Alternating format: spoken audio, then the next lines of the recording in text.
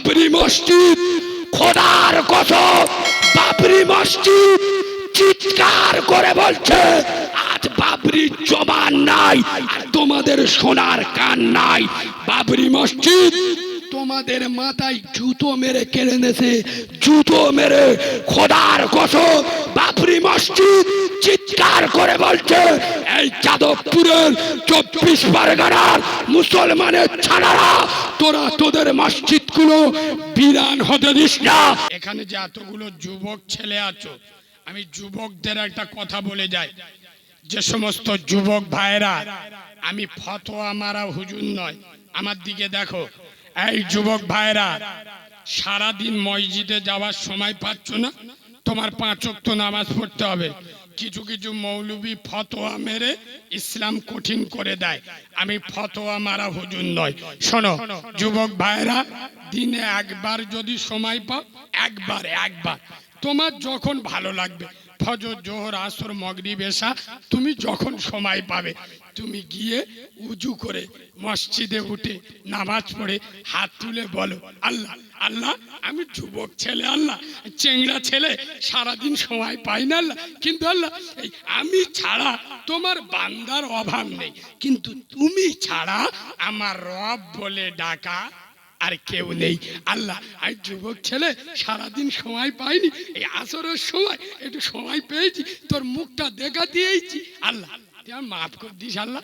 খোদার কসম এই যুবক ছেলেরা, তুমি দিনে একবার মসজিদে যাও, বাকি 4 বার আমার আল্লাহ ডেকে নেবে। সুবহানাল্লাহ বলো। এই যুবক ছেলেরা, খোদার কসম তোমরা যারা ফ্রি ফায়ারে ব্যস্ত, লটারির টিকিট কাটায় ব্যস্ত, কিছু যুবক আছে না নেই, লটারির টিকিট কেটে বিসমিল্লাহ আল্লাহ একবার দিস দিস। এই করিমের বেটা দান পড়লো, ছাত্তারের বেটার পড়লো, আমার কি চোখে দেখতে পাস না? 2 বছর ধরে কাটতেছি, মোটে পড়ে না। এরা মাল আসে না নেই, কথা বলে না, আসে না নেই, হারাম মালে চুমো খাচ্ছে।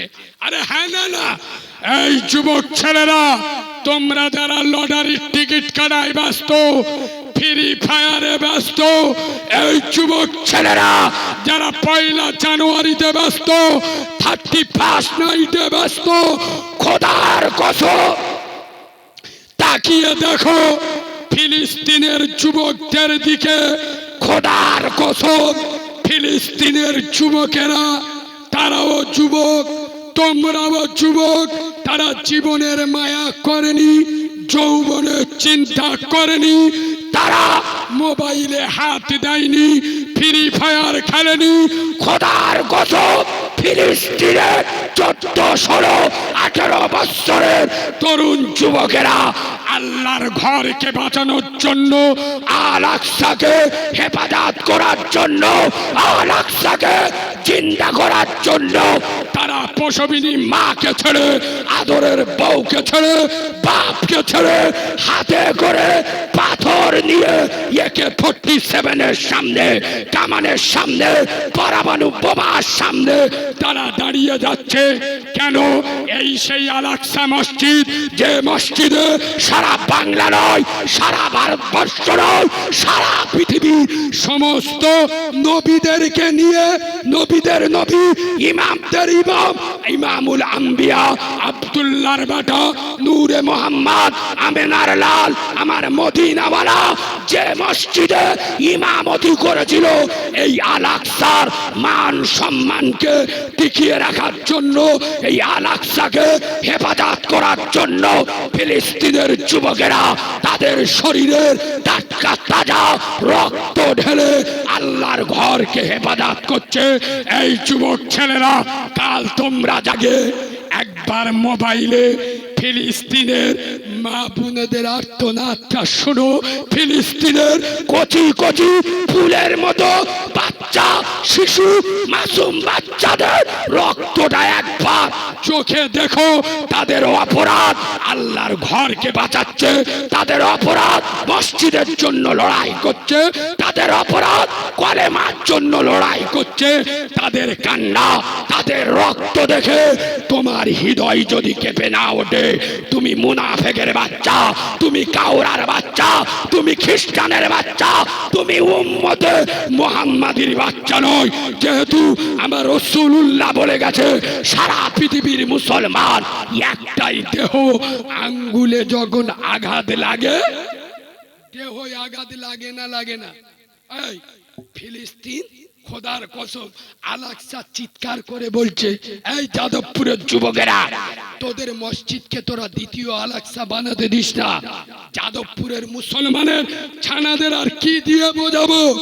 বাবরি মসজিদ, খোদার কসম বাবরি মসজিদ চিৎকার করে বলছে, আজ বাবরির জবান নাই আর তোমাদের সোনার কান নাই।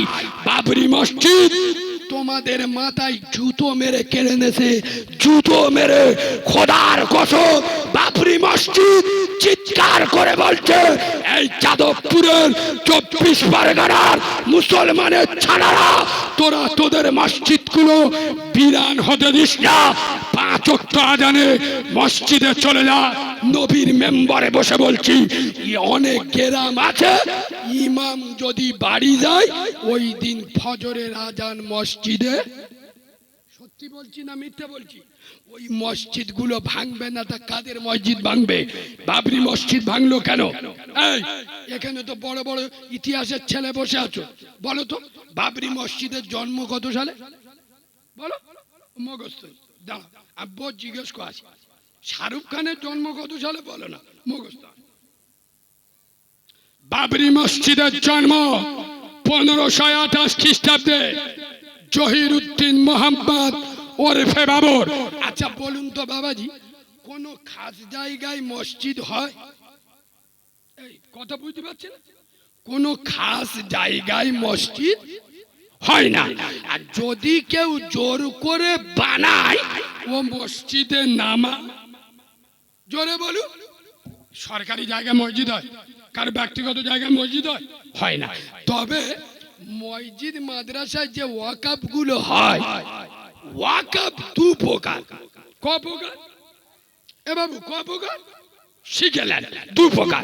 একটা হলো ওয়াকফে লিল্লাহ। কি? ওয়াকফে লিল্লাহ। ওয়াকফে লিল্লাহ এই ওয়াকফটা হলো আপনি মসজিদ হোক, মাদ্রাসা হোক, কবরস্থান হোক, রাস্তায় হোক, এই ওয়াকফে লিল্লাহ হলো আল্লাহর রাস্তায় দিয়ে দিলে উতে আর আপনার কোনো শর্ত থাকবে না, ওই দিলে হয়ে গেল। আর একটা লোকাপ হলো, আমি ওর নাম দিছি চিটিংবাজি লোকাপ। ওয়াকফ চিটিংবাজি ওয়াকফ, সেটা কি জানেন?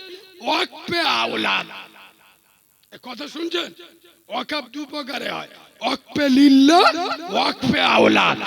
দ্বিতীয় যেটা ওয়াকফে আওলাদ, মানে আমার ঠাকুরদা, এখানে আবার মারামারি হবে না, এখানে কি অবস্থা তো জানি না, বলে আর ফেসে যাব কোথায়? সত্যি কথা বলবো, এরা তুবড়ে গেছটা কোথায় বলি বলবো? শোনে, ওয়াকফে আওলাদরা কি? আমার ঠাকুর দাদা মসজিদ 2 বিঘে জায়গা দিয়েছে, দিল্লিকে দিয়েছে, এই মসজিদ দেখভাল করবে আমার বেটা, খেয়ে দেবে বেশি হলি দেবে, চিটিং বাজ, বুঝতে পারছেন না? আর মাতোয়ালি হবে আমার বেটা, বেটা মরে যাবে তার বেটা হবে, তার বেটা মরে যাবে তার বেটা হবে। মানে কি? ওই মসজিদে ওদের কীর্তিত্ব চলবে, বুঝতে পারছেন না? এটা চিটিংবাজি ওয়াকফ। এই শোনেন, ওয়াকফ হবে আল্লাহর, ওয়াকফে লিল্লাহ আল্লাহর রাস্তায় ছেড়ে দিতে হবে। আচ্ছা বলুন, খাস জায়গায় মসজিদ হয় না, যদি কেউ জোর করে বানায় সে মসজিদে নামাজ হবে না। জহিরুদ্দিন মোহাম্মদ ওরফে বাবর, উনি যে সময় বাদশা ছিল, শুধু ভারত নয়, ভারত, বাংলাদেশ, শ্রীলঙ্কা, আন্দামান, পাকিস্তান, ইন্ডিয়া, গোটা ভারত এক ছিল। এত বড় বিশাল ভারতে একটা মসজিদ করবে জহিরুদ্দিন মোহাম্মদ ওরফে বাবর, জায়গা পেল না। জায়গা পেলে একদম রাম যেখানে জন্ম নিয়েছে, এ আমার ভাষা বুঝতে পারেনি। ভারত, বাংলাদেশ, শ্রীলঙ্কা, আন্দামান, পাকিস্তান, গোটা বিশাল ভারতে একটা মসজিদ করবে, মসজিদ করার জায়গা পেল না। জায়গা পেল একদম রাম যেখানে জন্ম নিয়েছে সেখানে। কেন? জহিরুদ্দিন মোহাম্মদ ওরফে বাবর উনি কি জানতো না খাস জায়গায় মসজিদ হয় না, আর যদি কেউ জোর করে বানায় সে জায়গায় নামাজ হবে না? খোদার কসম, অর্জুন গগৈ সুপ্রিম কোর্টের যে বিচারপতি বাবরি মসজিদের রায় দিয়েছিল, রাতের আধারে 1948 সালে রামের মূর্তি বাবরি মসজিদের ভিতরে ঢোকানো হয়েছে 1949 সালে, এটা অন্যায়, এটা অপরাধ। জজ নিজে রায় দিচ্ছেন 1992 সালে বাবরি মসজিদ ভাঙা হয়েছে, এটাও অপরাধ। কিন্তু ওখানে মন্দির হবে কেন? আস্থার ভিত্তিতে ভারতের কোর্টের উপরে আমাদের যে আস্থা ছিল, যে বিশ্বাস ছিল, যে ভরসা ছিল, সেই বিশ্বাস নিয়ে গোবর খাওয়া বিচারপতি, করোনার ভয়ে গরুর মুখ খাওয়া বিচারপতি অর্জুন গগৈ মুসলমানদের বিশ্বাস নিয়ে খেলা করেছে। আরে বাবরি মসজিদ, বাবরি মসজিদ ছিল, বাবরি মসজিদ আছে, বাবরি মসজিদ কিয়ামত পর্যন্ত থাকবে। কেন? মসজিদ পরিবর্তন হয় হয়। এই বাবু, শোনো, এই জায়গাটা আমার, এই জায়গাটা আমার, দু কামরা ঘর আছে। গ্রামের ছেলেরা আমার ঘর ভেঙে দিয়েছে। আমি তোমাদের প্রধানের কাছে গেছি। তোমাদের প্রধানের নাম কি? আরে বলবে তো, এলাকার প্রধানের নাম কি? কথা বলেন না রে। রিঙ্কু সাজি। আমি প্রধান সাহেবের কাছে গিয়ে, প্রধান সাহেব, রিঙ্কু বাবু আমার বাড়ি, আমার জায়গা। বলছে তোমার জায়গা কথা? আমি বলছি 300। ক কামরা ঘর? বলছে, আমি বলছি 2 কামরা। ভেদেশ কারা? ওরা। প্রধান বলতে দেখ কাজ কর, তোমার 3 শতক। আচ্ছা, বলছে দেগঙ্গা বাজারে তোমার 60 শতক জায়গা দিচ্ছি, আর 10 কামরা ঘর বেঁধে দিচ্ছি। যে ঘর ভেঙেছে ওরা ওই জায়গায় ঘর বেঁধে থাকবে, তুমি ওখানে চলে যাবে। এ আমার কথা বুঝছো না? বুঝো না? 1992 সালে বাবরি মসজিদ আমাদের, আমাদের মসজিদ ভেঙে দিল। যে ভেঙেছে, যে ভেঙেছে তারাই ওখানে মন্দির করছে, আমাদের অন্য জায়গায় জায়গা দিচ্ছে। এ বাংলার মুসলমান কান খুলে শুনে নাও, এটা বাংলা, দিল্লি নয়, উত্তরপ্রদেশ নয়, গুজরাট নয়। বাংলার মুসলমান হাতে চুরি বলে ঘরে নাই। আরে বাবরি মসজিদ, খোদার কসম, বাবরি মসজিদ যেখানে নামাজ হয়েছে, নামাজের জায়গা পরিবর্তন হয় না। কাল কিয়ামতের সকাল পর্যন্ত মসজিদ ছিল, মসজিদ আছে, মসজিদ থাকবে। কোর্ট বলছে, কোর্ট বলল মসজিদ ভেঙেছে অপরাধ। লালকৃষ্ণ আদবানির বিরুদ্ধে কেস চললো, মনোহর যোশীর বিরুদ্ধে কেস চললো। কোর্ট বলছে মসজিদ কেউ ভাঙে। রায় দেখেছেন না দেখেননি? কেউ ভাঙে, সব ছেড়ে দিল। তারা বার হয়ে বলছে আমরা মসজিদ ভেঙেছি। খোদার কসম, জবাব আল্লাহর কাছে দিতে হবে। আজ মুসলমানেরা অসহায়, আজ যারা মুসলমানদের থেকে শক করো, খোদার কসম, আমার আব্দুল্লাহর বেটা আমার নূরে মোহাম্মদ বলে গেছে, দেশকে ভালোবাসা অর্ধেকটা ঈমান। এই দেশকে আমরা ভালোবাসি, এ দেশের শতত মায়ের সন্তান আমরা নয়। আরে তোরা তো মরে গেলে পুড়িয়ে দেবে, তোদের ছাই নদীতে ভেসে যাবে। আমরা ভারতের মুসলমান মারা যাব 3.5 হাত মাটি নিয়ে, এই ভারতের মাটি বুক জড়িয়ে শুয়ে থাকবো। এই যাদবপুরের মুসলমান, আমার বলার বক্তব্য, বাবরি কেড়ে দিল, খোদার কসম ওরা একটা বাবরি কেড়ে নিয়েছে। আজ বাংলার মুসলমান লক্ষ কোটি বাবরি তৈরি করেছি। আমি আপনাদের পায়ে ধরে বলে যাব, আমাদের গ্রামের মসজিদ যাতে দ্বিতীয় বাবরি না হয়। ভাই আমাদের নসিব ভালো, কপাল ভালো।